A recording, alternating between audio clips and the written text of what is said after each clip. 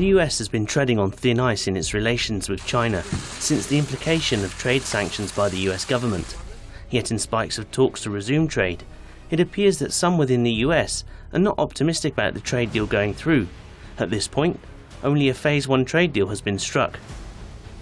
Once China knows they can treat us the way they did and basically get what they need, I think the prospects for anything in round 2 that would be any better are minimal. And therefore, I'd rather have no agreement and negotiate the whole thing, including all the important stuff, which is not in this, than this agreement, which basically gives away our leverage. Furthermore, ties between the US and China are strained due to the collaboration of other nation states with the Chinese over the Huawei-backed 5G program, the very same in which the US feels is nothing more than a spying platform for the Chinese intelligence agencies. The fear of a new generation of warfare is something that the US appears to be extremely wary of, especially following allegations by the US Attorney General, William Barr, that the Chinese have hacked the states. I'm here to announce the indictment of Chinese military hackers, specifically 4 members of the Chinese People's Liberation Army, for breaking into the computer systems of the credit reporting agency Equifax, and for stealing the sensitive personal information of nearly half of all American citizens. So it's therefore no wonder that Donald Trump has followed a parallel policy to the threat that China imposes by increasing the military spending and providing an ever-increasing presence in the Pacific Ocean to counter any Chinese threats. We're taking good care of our military. We're increasing spending on our nuclear program because we have no choice, because of what China is doing, what Russia is doing in particular.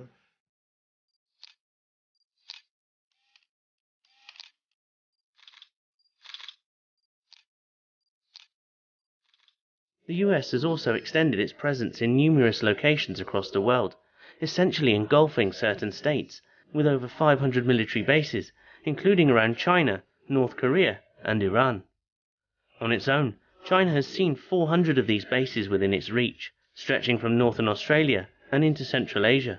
However, the US is fast losing friends in the area, with the Philippines threatening to withdraw an agreement with the US, as well as the Iraqis demanding the US leave Iraq with immediate effect. The question then arises, is the US starting to see its power decline as China rises?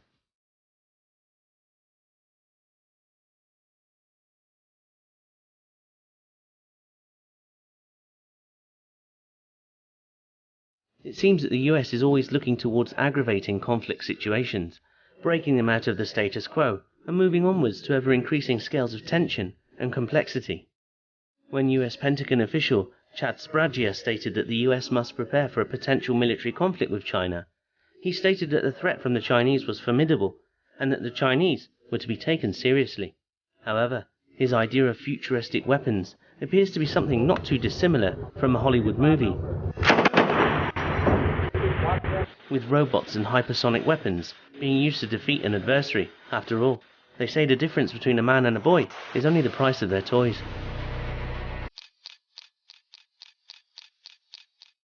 Spragia also went on to state that he believed that the US needed to strengthen its ties with its allies, as China clearly appears to be doing the same thing on its own, as President Xi Jinping builds ever closer bonds with North Korea, Russia, and Iran.